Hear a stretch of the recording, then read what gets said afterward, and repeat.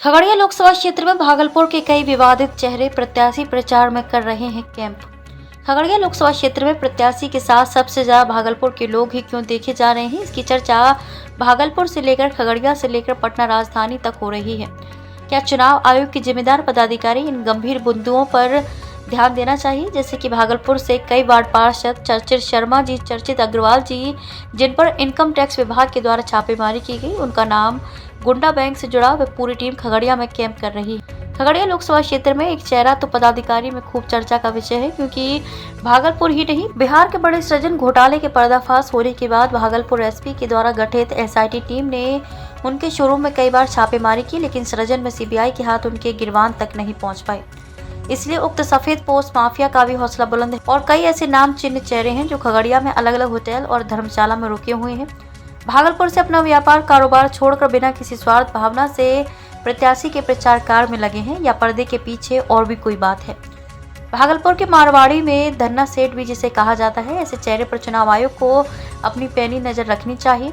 जो लोग खगड़िया लोकसभा क्षेत्र में प्रत्याशी का प्रचार कर रहे हैं, उनका बैकग्राउंड क्या है और वह पहले क्या करते थे, क्या उन पर कोई आपराधिक मुकदमा दर्ज है या गुंडा बैंक या उन इनकम टैक्स विभाग के द्वारा इन पर भी जांच हुई है? क्या प्रत्याशी के साथ साथ किसी मामले में ये भी जांच के दायरे में आए हैं? ऐसे लोगों पर निगरानी रखने की आवश्यकता है और खगड़िया लोकसभा के प्रत्याशी के बारे में जो सोशल मीडिया में तरह तरह के पोस्ट किए जा रहे हैं, उस पर निगरानी रखी जानी चाहिए, जिससे कि चुनाव आयोग के जिम्मेदार पदाधिकारी को कई महत्वपूर्ण जानकारी मिल सकती है।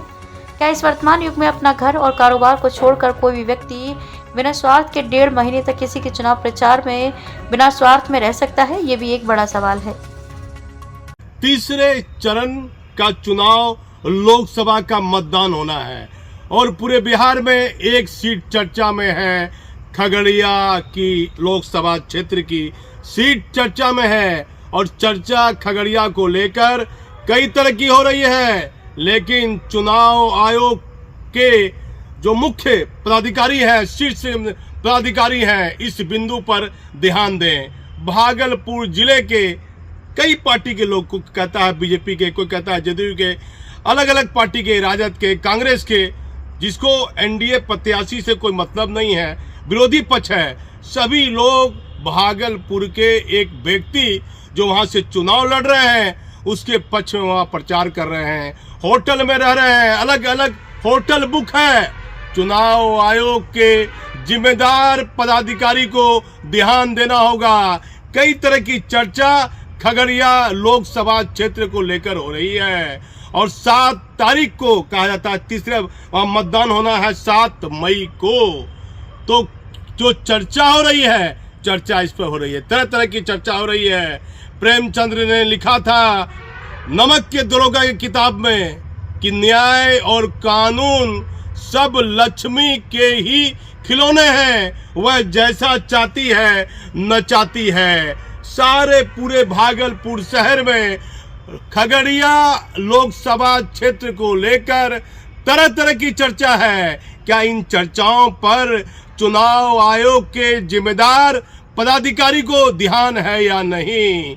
क्या जो 7 तारीख को जो मतदान होगा, क्या वहां भी खेला होगा, पैसे का खेला होगा? जो चर्चा है कि पूरा पैसे का खेला हो रहा है, चारों तरफ चर्चा है। इस चर्चा में कितनी सच्चाई है?